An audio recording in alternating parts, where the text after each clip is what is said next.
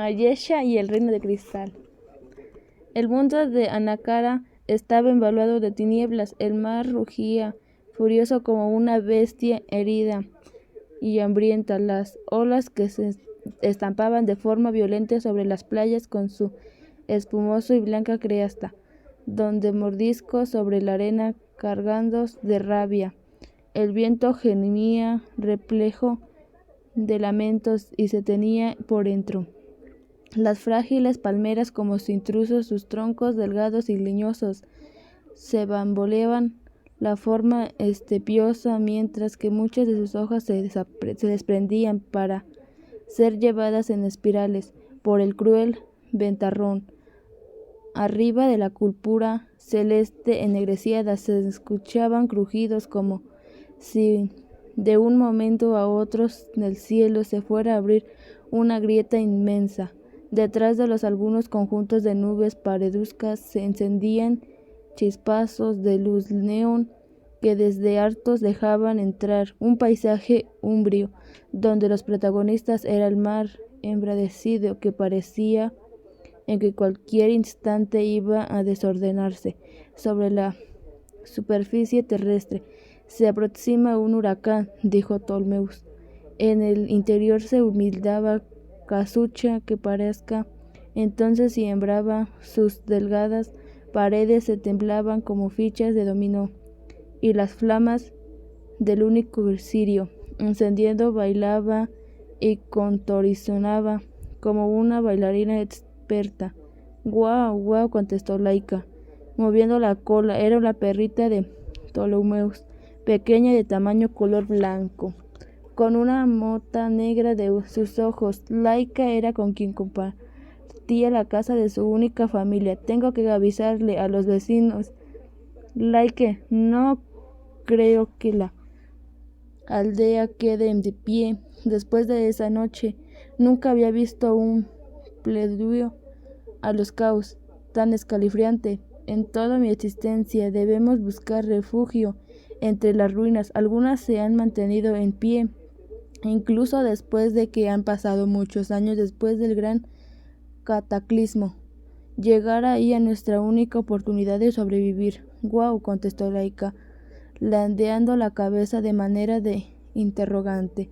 Espera, no tardo, regresaré por ti. Ptolmeus salió estando a la puerta. En cuanto se cerró una fría ventastica, se coló por la abertura, siguiendo la luz del cirio, dejando la casucha en penumbras. Laika lanzó un chillido, ayudó de manera de reclamó a su ramo, que le había abandonado ahí mientras corría hacia la entrada y las olisqueaba el rastro que había dejado su dueño. Afuera, el viento era tan helado y cortante como una daga. Ptolmeus nunca hubiera creído en las costas pudiera hacer tanto frío. Sentía su rostro y sus brazos congelarse cada vez que se abría paso por el estrecho sendero, mientras trataba de alterar a todos sus vecinos sobre las catástrofes que se aproximaba. Llevaba viviendo ahí toda su vida y conocía de sobra que es una región. El clima era casi siempre cálido. Percibía alguna inusual en el ambiente, algo maligno y antinatural.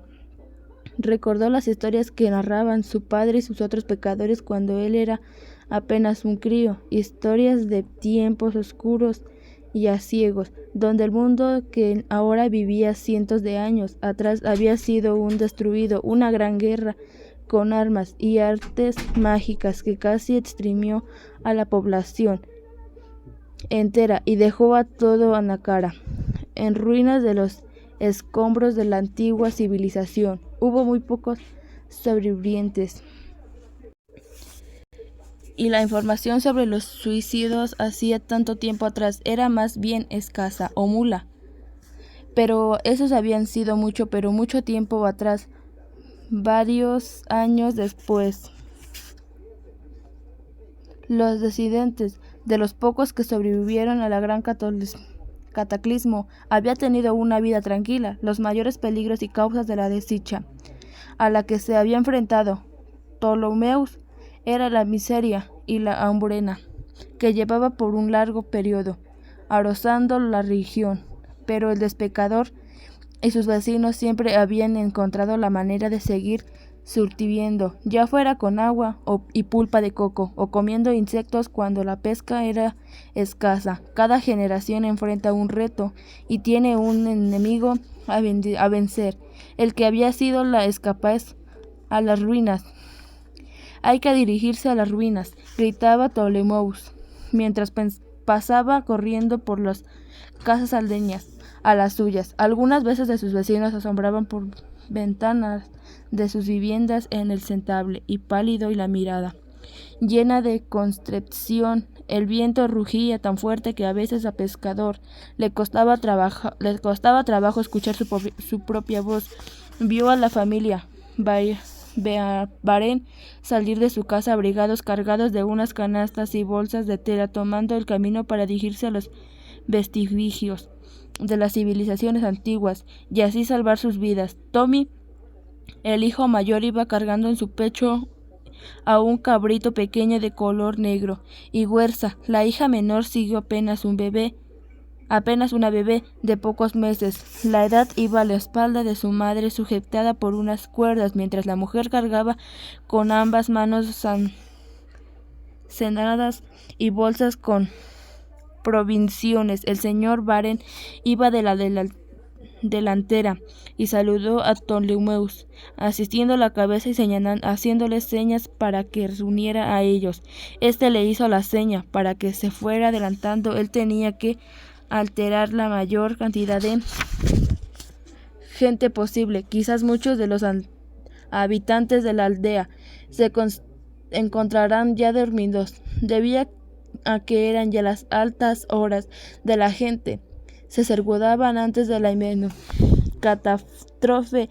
Algo en el interior del pescador le decía que las cosas no marchaban bien. Un trueno susurró en los cielos, estampándose sobre el mar como un altísimo gigante y eléctrico, produciendo un sonido aberrante. Ptolemaeus gimió para sí mismo impactado y alcanzó a ver que algo extraño estaba ocurriendo abajo de la playa. Se le figuró ver sombras deformes y monstruosas que avanzaban en pos en los habitantes de la aldea. Apenas fue un segundo en que los cielos se iluminaron y el pecador dudó de su propia cordura. Antes de que espantosa visión, otro trueno cayó y se desvaneció en los horizonte y el mundo volvió a sumergirse en tinieblas. Sin embargo, un hastizo de duda sirvió el corazón de Ptolemaeus. Aquello que vivió en la playa fue real o tan solo un producto de imaginación atormentada ante la desesperante situación en la que se encontraban inmersos. Dudó sin continuar por la aldea alertando a sus vecinos o dirigirse hacia donde había tenido aquella posible solución. La razón le dictaba que continuara con su labor, pero algo de su interior lo invitó a que hiciera lo contrario, aunque fuera lo más ilógico. A pesar de lo que es ser humilde pecador, Ptolemaeus siempre había sido un romántico empedernido y poseedor de un espíritu aventurado. En las escenas oportunidades que se había tenido de mostrar su valía a lo largo de sus 40 años de existencia, así que contra todo juicio y lo llevaría a las orillas de la playa. La visibilidad era casi nula. El refugio de las olas encapándose contra la arena resultaba aterrador y orientaba al hombre cansado, pero en ese estado de alerta a donde una extraña fuerza lo llamaba. Los guijarros que inundaban el camino hacia la orilla se incrustaban en las plantas de los pies del pecador, mientras notaba que la marea estaba muy alta y la arena que cubría la superficie estaba mojada y dura, lo cual hizo su descanso hacia las orillas mucho más fácil, y a pesar de que viento soplaba en contra, se tapó los ojos para que la arena no se les metiera en ellos. En esos momentos se preguntó por qué había decidido tomar en ese camino. que lo había impulsado a llegar al contrario a lo que dictaba la razón. La temperatura descendía a cada instante mientras que unas diminutas gotas de lluvia habían empezado a caer. Algunas lucecitas titilaban con el interior de algunas casas de la aldea, que ahora se encontraba a sus espaldas. Varios aldeas que habían seguido su ejemplo de la familia Varean y se dirigían lo más rápido en lo que hóspito clima de la que pertenecía, hacia las grandes, más rápido edificaciones a sus antepasados. Ahora eran moles ruinosas, pero lo suficiente grande para guardarlos a la inminente catástrofe. Los antiguos habían sido grandes arquitectos y sus construcciones habían permutado con el paso del tiempo. Eran sus momentos. Ptolemaeus se acordó de Lica, su perrita, y se preguntó cómo se encontraría. Siempre que habían caído truenos en poca de lluvia se asustaba mucho en su refugiaba debajo de la cama del pecador, temblando y aullando. Pero aquellos truenos de temporadas pasadas eran normales. Los que habían caído durante esa noche eran los más descomunales y terribles a los que Ptolemaeus había visto y escuchado en su vida. Sin duda el huracán venidero sería la proporción épica. Lo peor estaba aún por llegar. Eso estaba tan claro que, inverso a las oscuridades que reinaba en el panorama, a unos cuantos metros se le escuchó un aullido como un gato en celo, un sonido agudo y ennestrador que le removió a sus dedos de una batidora llena de filosofas cuchillas. Dios dio unos pasos más, trastabillando con miedo a tropezar, y aquel chillido aumentó en volumen, con miedo, intensidad.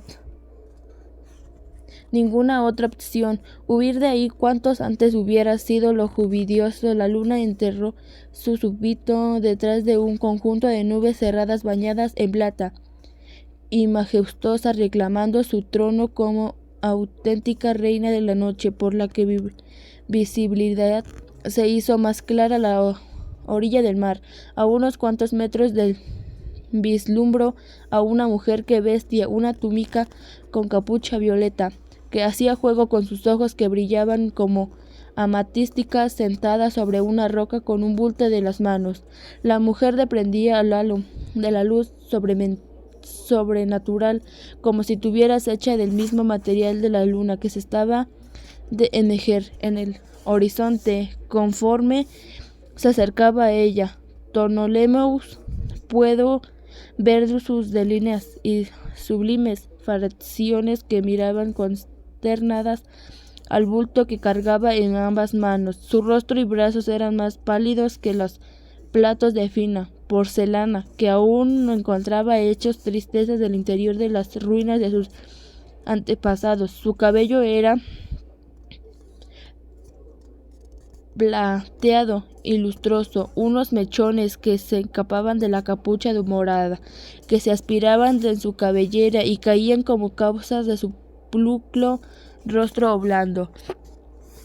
El bulto que sostenía en sus manos, como extremo cuidadoso, Ptolemaeus siguió acercándose para que la mujer lo pudiera ver y escuchar, y en el momento en el que tuvo enfrente, volteó a verlo. Sus ojos temían un resplandor sobrenatural como los de un felino depredador. Aquellos ojos no eran humanos, pero lejos de obstante, el pecador quedó aún más maravillado de lo que había estado en un principio, pues nunca había visto a un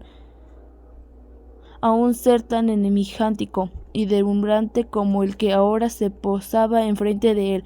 Como un avístico de voz volvió a hablarle a la mujer de la forma más elegante que pudo, imitando a los caballeros que protagonizaban los libros que leían cuando era niño. Mi señora, venid conmigo de aquí, no está segura. Yo os proporcionaré refugio y alimento, si es un deseo.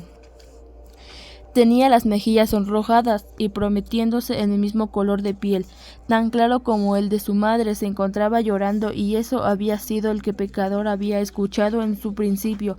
Su llanto no era de un bebé normal, sonaba de alguna manera siniestro, como si no perteneciera a este mundo. ¿Me has escuchado, Ptolomeus?, dijo la mujer, clavándole en una mirada inquieta. Necesito que ayudes a mi hija. Se encuentra en grave peligro.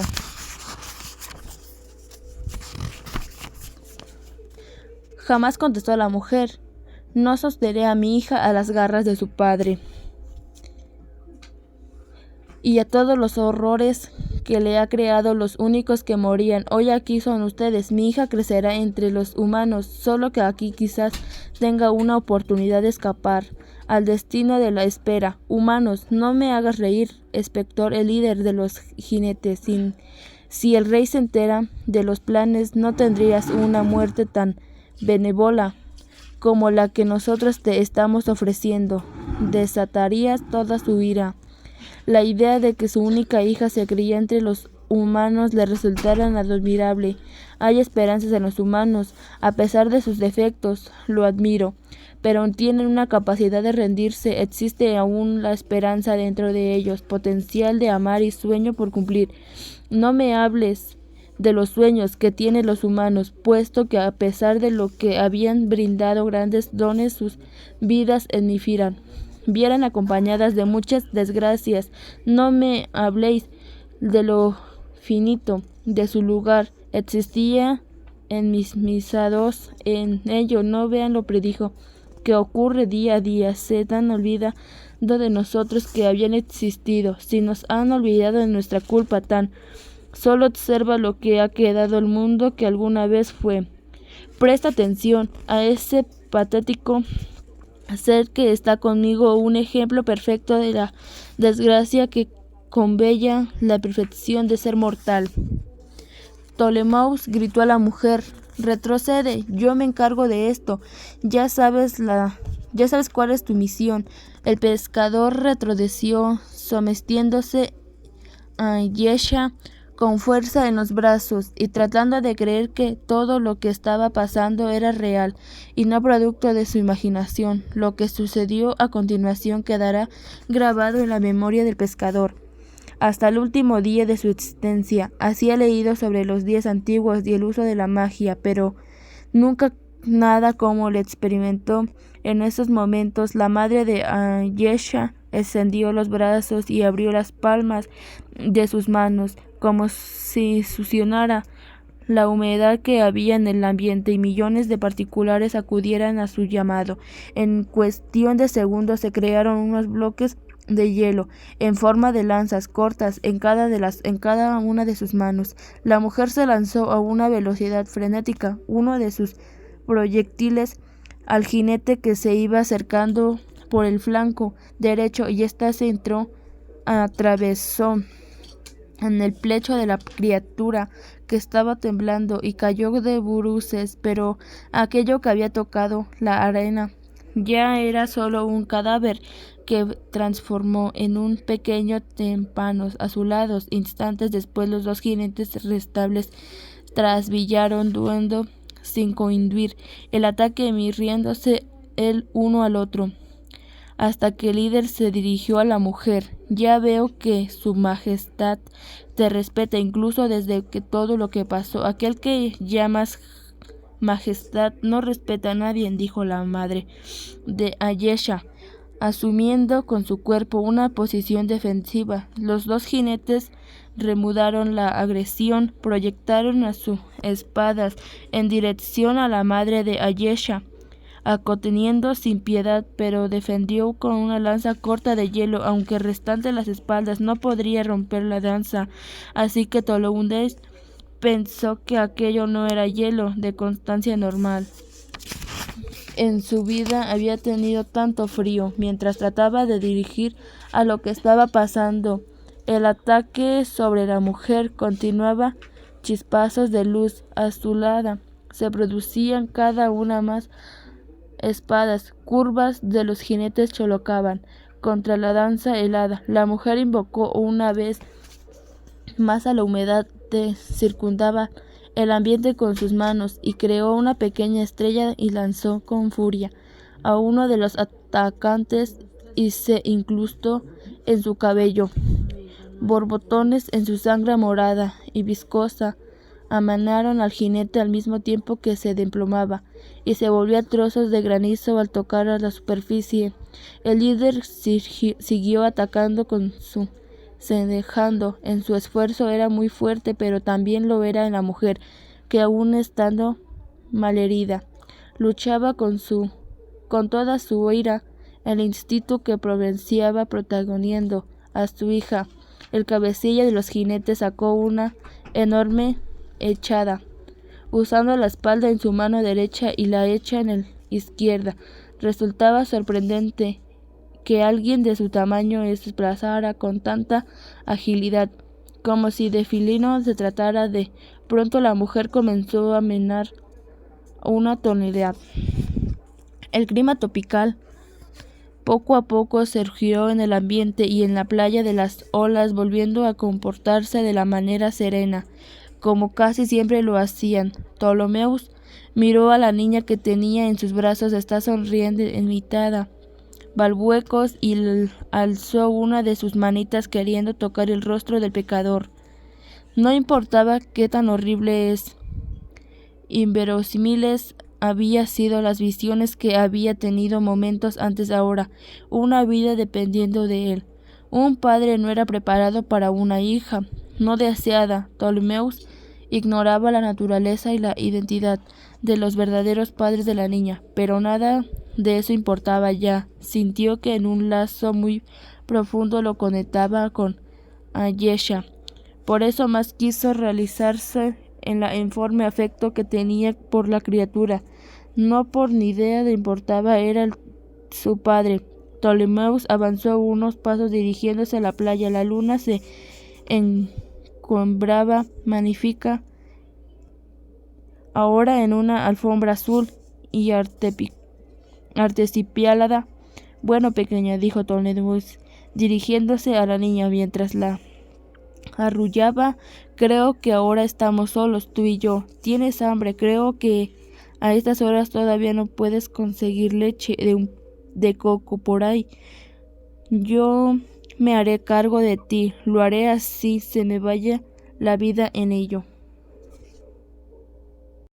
Como si alguien o algo los estuviera observando, pero inmediato descartó ese pensamiento. No quiso asustar a Tommy con teorías descabelladas, de las que cada vez con una más frecuencia era presa, aunque no lo había contado a nadie. Algunas ideas debían mantenerse ocultas y encerrarlas en un baúl, en lo más recóndito los del inocentes.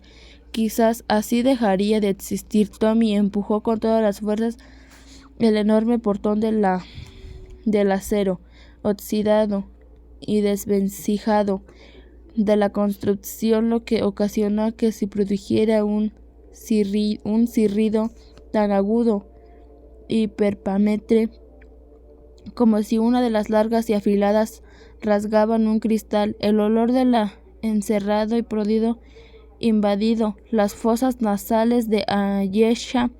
Insistió el deseo de retroceder, a pesar de que habían sido muchas veces las que había estado ahí. Sin duda muchos restos de animales muertos abundaban en el interior del complejo, que resultaban laberíntico para cualquiera que lo visitara por primera vez.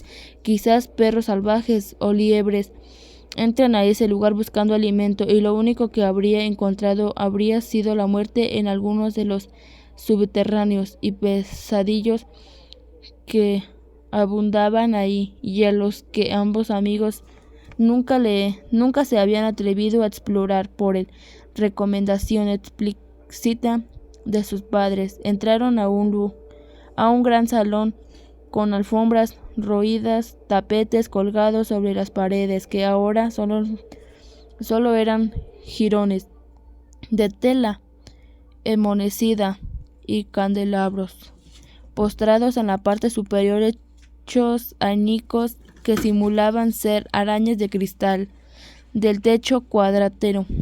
Habían varios agujeros por los que la luz solar se colaba de manera furtiva hacia el interior, dándole un aspecto a todo demasiado tenebroso. Pues el efecto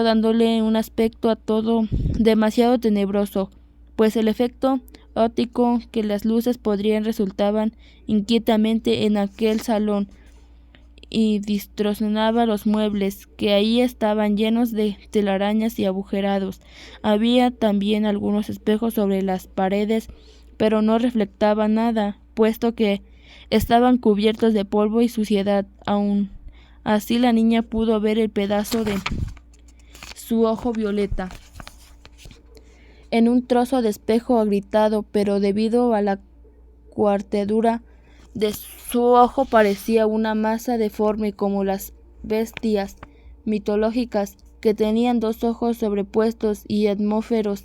Te reto a llegar al pozo principal, dijo Tommy. El primero que llegue a dar la masada al otro, ¿qué dices? A ninguno de los dos nos dan masada, replicó Ayesha, sonriendo. Bueno, solo lo dije para hacer las cosas bien más interesantes. Estoy cansada de ganarte en todo lo que tú digas. Este lugar me da escalofrío, pero es inevitable pasar por ahí para llegar al pozo. Creí que te gustaba este lugar. Me gusta en su mayoría, pero nunca me había gustado estar en el salón de particular. A ti sí, me da igual. Si te obligaran a pasar la noche aquí, no creo que te diera igual. Quizás la noche las cosas cambien, por eso mi papá siempre me ha convertido que vengamos del día. El mío también, vámonos. ¿Qué dices? ¿Aceptas el reto de llegar al pozo principal, no de limpiarla con la lengua todos los espejos que hay en este salón? Pues claro que llegar al pozo, todo sea por el espíritu deportivo. Se me ocurre una idea para hacerlo más interesante. Cada uno de nosotros tomará una ruta diferente para llegar ahí. Tú tomarás el camino de la izquierda por donde están estas paredes y alfombras rojas, y yo tomaré el de la derecha por donde está el área donde tuvimos antes las grandes cocinas. ¿Te parece? Te dejaré el camino más fácil. No tienes que esquivar cuchillos, machetes y navajas oxidadas. El que gane tendrá el derecho de pedirle al perdedor a un gran favor al que no podría negarse. ¿Qué te parece? No lo sé, Tommy. No creo que debamos separarnos. No lo sé, Tommy, contestó el amigo con una voz chillona, imitando a Ayesha. ¿Acaso eres gallina? Suenas como una niña pequeña. Pues de hecho lo soy. Si una niña es capaz de comerse un bagre eterno y después de decidir el abecedario enrutando, solo ha sido un par de ocasiones, pero está bien, acepto el reto. Te esperamos allá entonces. Ayesha ahora muerde el polvo.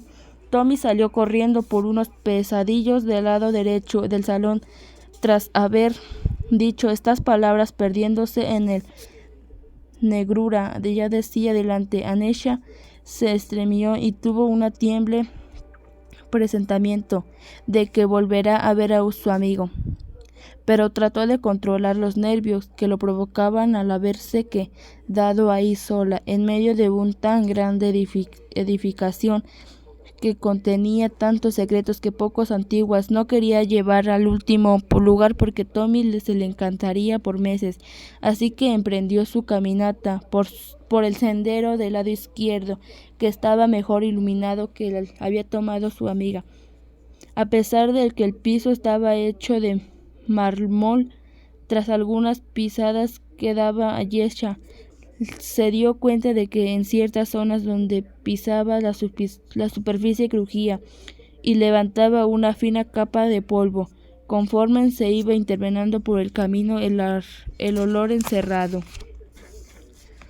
Preguntó. Seguro que Tommy ya había llegado al pozo. Si burlaba de ella, no importaba. Lo único que deseaba era seguir completando la luz del sol, y su amigo bien podía esperarla un par de minutos más. Había algo en ese lugar que la atraía como una polilla hacia las llamas de pie. Esos escalones, la luz estaba dispuesta de tal forma que había algo magnífico en aquellas escaleras iluminadas por el grande ventana, algo que la niña nunca había visto ni percibido en toda la vida. Sin darse cuenta empezó a ascender como si no fuera dueña de su propia voluntad, como si tuviera obedeciendo a alguien más. Después de ascender unos cuantos pasos y llegar al ventanal, quiso tocar el vidrio y a lo tenso herrería, pero no lo fue posible, ya que la impresionante ventana le quedaba por lo menos 1 metro encima de su cabeza. Aunque no dejó de completarlo, maravillada, dobló a la izquierda y siguió ascendiendo hipnotizada, con la certeza de que cuando las escaleras terminaran, encontrarían un tesoro espléndido que sería solo para ella y no compartiría con nadie. Al fin de la escalera se encontraba una puerta blanca de una consistencia pulida. Parecía que se había sido recién pintada. En su naturaleza contrastaba con el resto del lugar, de lo que quedaban vestigios de una era ya existida. Un resplandor muy intenso se colaba por sus hendiduras y herrajeas. La niña tocó las perrillas, que eran de color dorado, y al guiarla con extrema facilidad se adentró de las habitaciones donde las luminosas Ayesha no podía ver con sus ojos, ardida con tanta luz, y por primera vez desde que empezó a recorrer las escaleras percibió que algo se marchaba bien. Su visión fue acostumbrando poco a poco mientras daba pequeños pasos al interior de cuatro como un cervatillo herido. Ayesha no encontró sentido en aquellas frases, pero después de todo, nada de todo anterior lo tenía.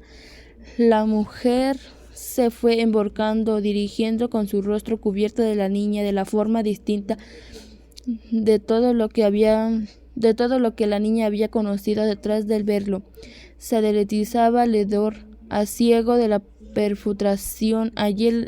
Ayesha comenzó a gemir, pero no lo era posible separar los labios del al otro, y solo emitió gemidos incomprensibles mientras la mujer la tomaba con ambos brazos de los hombros. El resplandor que inundaba la habitación empezó a admirar mayor intensidad y toda la luz se volvía más cegadora, como si estuviéramos dentro de las llamas calcinándose. A pesar de que la temperatura se sentía glacial, la mujer se descubrió el velo y Ayesha pudo ver que las cuentas donde quería haber estado los ojos, pudo ver que las cuernas entre dos. Su rostro era más cráneo del mundo. Colgaban pedazos de la carne putrefacta que cubría alguna vez partes de su anhelo. La meta tenía sus límites. Ayesha, presa del pánico y la depresión, sintió que su cabeza daba vueltas como un revilte, mientras cada vez que trataba de jalar una bocada al aire de sus pulmones se le dificultaba como si fuera una labor titánica. El mundo iba perdiendo su halo de luz. El horror cada vez se notaba más real y por lo tanto que más escalofriante. Lo tenía justo en el frente de ella, exhalando un aliento frío y pestilente. Lo último que vio la niña antes de perder el conocimiento fueron las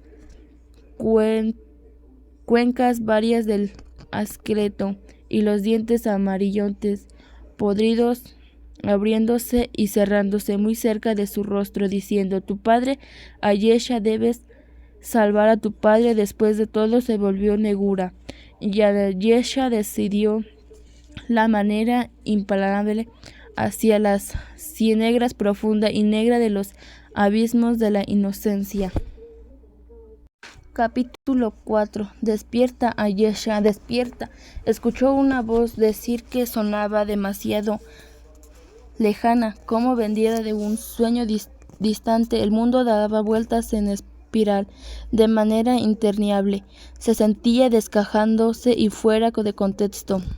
Todo estaba envuelto de una terrible negrura, pero aquella voz tan familiar no cesaba de repetir su nombre y pedirle que despertara. Ayesha tardó en reaccionar y sintió como se viajara cientos de kilómetros para encontrarse con aquel que lo invocaba, pero aún así se percibía a una enorme distancia, lejos de él. En la realidad viajó por zonas recónditas, descongelejos de él y de la realidad. Viajó por zonas recónditas y descolejos de él de la realidad, nociadas, grandes desiertos donde solo había arenas, manglares exitosos rebosantes de humedad, villas abandonadas donde en el interior había cadáveres petrificados en las posturas más extrañas.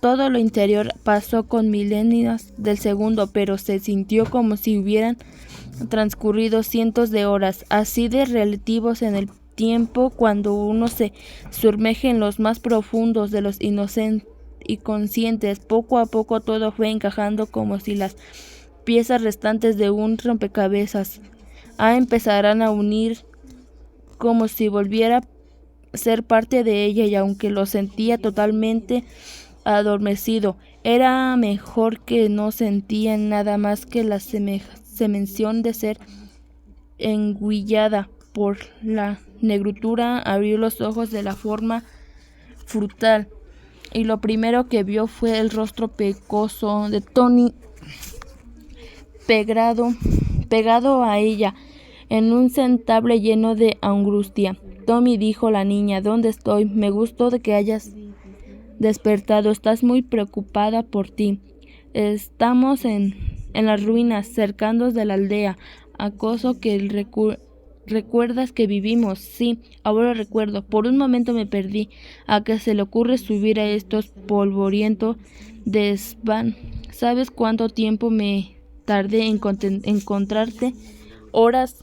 Desván de que me están hablando. Ayesha se fue incorporando poco a poco y se dio cuenta de que ya estaba en una habitación derruida, oscura y llena en el polvo. El cuarto estaba vacío, salvo por una mecedora rota con la moldea hinchada y desgastada, y un ventanal que estaba tapado por unos clavos negros y tablones mal puestos por donde se escurrían los liegos rayos del sol rojizo que anunciaban que no tardara en ocultarse. Pero qué horrible lugar, dijo la niña. Oh, Tommy, tuve un sueño de lo más extraño. Lo peor de todo es que no recuerdo cómo llegaría aquí. Lo importante es que estés bien. Por momentos temí lo más vil que soñaste. Soñé que esta habitación, pero estaba toda pintada de color blanco, incluso la pintura fresca. Todo era muy brillante. Una luz blanquecina incomulaba el ambiente, pero no era como pálido y antinatural, que les lastimaba las pupilas de una mujer misteriosa que me advertía algo sobre mi padre. Tommy, tenemos que regresar a la aldea. En el jardín frontal de las ruinas, y aquel debido de la escasa de iluminación, ahora tenía un aspecto que sintiéndose y artificial. Deprisa, Ayesha, dijo Tommy, la que nos espera. Sí, llegamos cuando hayamos anochecido. Voy con lo más rápido que puedo. Aún siento el cuerpo entumecido. Sé que tu padre jamás te pegaría, pero no quiero decir cómo es el mío. Cuando lo desobedezco, sobre todo en lo referente a andar lejos de la aldea por las noches, creo que tuvo una trauma sobre algo referente que pasó hace muchos años. Tu padre no te ha fallado de ello. No, papá casi nunca me habla del pasado.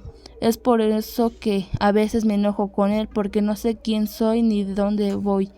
Él no me ayuda mucho en este sentido. Eres Ayesha, la niña más imprudente que jamás ha convertido un auténtico dolor de cabeza y mi mejor amiga. Gracias, Tommy. Tampoco es como si tuviera mucha opción sobre elegir a mis amistades. Sabes, con la poca gente que comencemos a verse, creo que vivimos en los confines del mundo donde nunca nada importante pasa. Siempre pienso que eres un verdadero caballero. Tienes que arruinarlo. Pero lo soy. ¿Quién te buscó y rescató de las garras de aquel terrible y polvoroso desván Sir Tommy y de Umatar? Sabía que no debía prestarte ese libro de caballeros. Ahora me será imposible callarlo, Sir Tommy. Ese libro me gustó mucho, mejor que las novelas ridículas sobre romance, besos y flores que tanto discutas. Sentadas en el suelo, atrás de su padre, pero al parecer se encontraban sanos y salvos por los dioses. Qué bueno que estés bien, muchacho. Terminamos lo peor, dijo el padre de Tommy. Su madre y su hermana se incorporaron para abrazarlo. Estamos bien, papá, contestó el joven. Nosotros también. No nos ha pasado nada. Hemos estado todo el día en las ruinas, dijo Ayesha. Me alegra que estén vivos, dijo la madre de Tommy.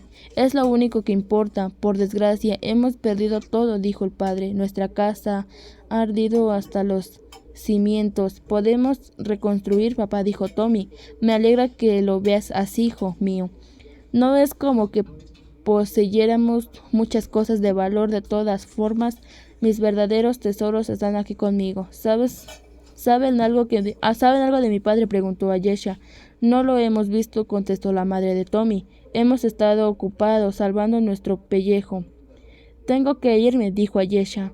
Tengo un terrible pensamiento. Nos veremos después. A lo que la niña salió corriendo lo más rápido que pudo, seguida muy cerca de sus amigos. Cuídala bien, Tommy, le alcanzó a gritar a su madre y al muchacho.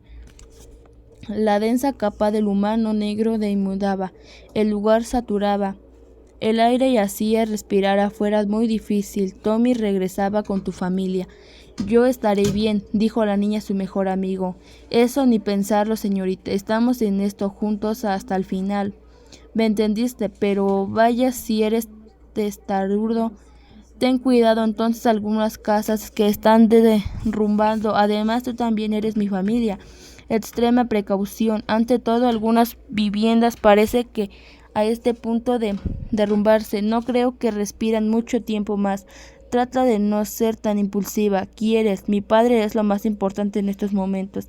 Ahora sígueme y trata de no quedarte atrás. Los dos muchachos se desplazaron, cual saetas, atravesando la aldea, que estaba cubierta de humano y creciente. La casa de los Ptolomeus era una de las últimas en lugar, y una de las más cercanas. Estaba en la playa, por lo que los dos muchachos tuvieron que completar toda una desolación que había elegido. Mirar hacia otro lado en los referentes a las prácticas que la echarían hacia de su tiempo libre. La anciana por fin entró y encendió un cirio. Ayesha pudo ver de su padre postrando en una cama con los ojos hambrientos. La niña nunca lo había visto, vegetando y demostrando. Hasta ese momento tenía el cabello largo, con abundantes cenas en su rostro. Parecía una máscara de una cera derretida, llena de arrugas.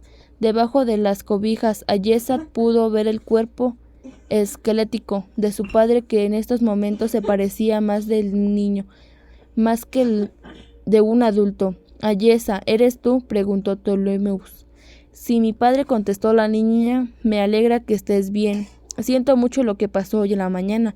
Hace 20 años me encontraba mejor, hija, pero este tipo de incidentes desagradables lo hacen poner a uno las cosas en perspectiva. Lo que pasó hoy más temprano no tiene importancia alguna. Entiendo que quieras saber más sobre quién eres y sobre tu verdadera madre. Sé que estás atravesando una edad difícil, la edad en la que empiezas a convertirte en la mujer que serás por el resto de tu vida. Desde que eres pequeña, albergado grandes expectativas para ti y la diferencia que sin duda harás en el mundo, puesto que eres una sobreviviente nata. Te he educado lo mejor que he podido, lo más sobresaliente que me has pasado en la vida ha sido de tener entre mis brazos de bebé y ver día a día cómo has crecido y te has convertido en quien eres hoy. Estoy muy orgulloso de ti y yo de ti, papá, pero ¿por qué me dices esto? Hay cosas uno que hacer por amor, hija mía, estuviéndose principalmente muchas estupideces. Me temo que no has sido del todo honesto conmigo y es hora de que sepas la verdad, señora. Tenderán Tommy.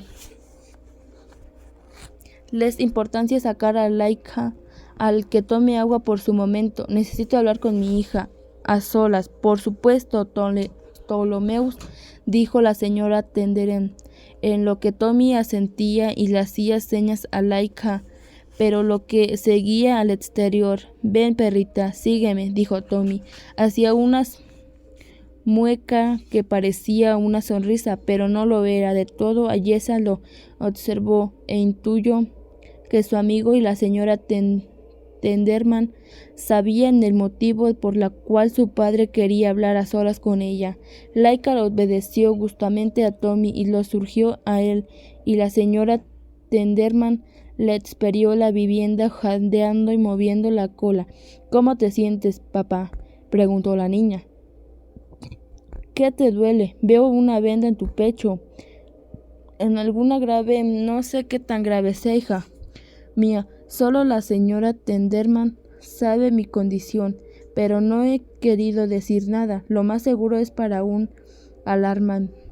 Lo que hizo fue parar la hemorragia, pero me duele el pecho, aún menos de que antes tome una brebaje que me preparó nuestra vieja amiga, y eso emitiendo el dolor y lo mantenido a raya. Por en estos momentos sentí la vida me escapaba, y todo se volvía negro y difuso. Mi espíritu ansiaba abandonar esta morada de carne y huesos. Mi espíritu ansiaba abandonar esta morada de carne y huesos a la que estoy atado de un momento como todos los que tenemos la fortuna de estar vivos. Pero alguna me impedía hacerlo. Tú la necesitas de saberla y salvarla. Tengo mucho frío. El alarma se atravesó mi pecho. Me produce en esta sensación tan helada que hasta siento que mis huesos se encuentran congelados poco a poco, por más que he frotado el torso y bebido cosas calientes. No logró entrar un calor. Arma, dices, pero ¿cómo? Me temo que el incendio que casi acababa la aldea hoy ha sido provocado. Hemos sido atacados, pero ¿por quién? Unos seres misteriosos que veían armaduras metálicas con color carniza, los mismos que intentaron secuestrarte la noche en que te conocí. No entiendo nada, papá. Estás delirando. Debes de tener fiebre. Nunca he estado más cuerdo en mi vida. No puede ser, estás mintiendo. Dentro de ti sí, porque no en evitando hablar de tu madre, y me has mantenido evitando sobre muchos aspectos de su vida, porque en ese tiempo hubo una noche donde se llamaba. Me hizo prometer y cuidar de ella. Esta bebé eras tú, nacida, y me hizo prometer que cuidará de ella. Esa bebé eres tú, pero yo soy tu hija. Tú eres mi papá, dijo Jessie llorando y echándose al suelo de rodillas, negándose a sí misma, algo que siempre había imitado. Y siempre sería así, dijo Toneleus, tratando de incorporarse, pero debido de la herida en el pecho, le fue imposible hacerlo y tuvo que conformarse. ¿Dónde está la señora? Ahora, papá. Mi supuesta madre lo ignoró. Mi hija mía, la única y la última vez que la vi fue cuando me entregó a ti. Me pidió que te educara lo mejor que pudiera, pero cuando pasó nos seré extraño vestidos con indumentarias metálicas la veían siguiendo y descendieron del cielo, así los oyes, aunque pongas una expresión de incredulidad. Llegaron montados sobre bestias aladas y dijeron que veía en una búsqueda puesto de tu verdadero padre te reclamaba. Tú eres mi único padre, lo sé que así lo sientes y eso es peor a lo largo de toda tu existencia. Solo me has tenido a mí, pero dígame llevo guardándome este secreto durante mucho tiempo y el solo hecho de controlármelo. Al fin trae confort en mi espíritu. Tu madre se negó a entregarse a estos extraños seres, los que combatió hasta la muerte. Eran 3 y se deshizo con la facilidad de 2 de ellos, conjurando armas hechas de hielo que formaban en sus manos. Aún en esos días me resultaba muy difícil.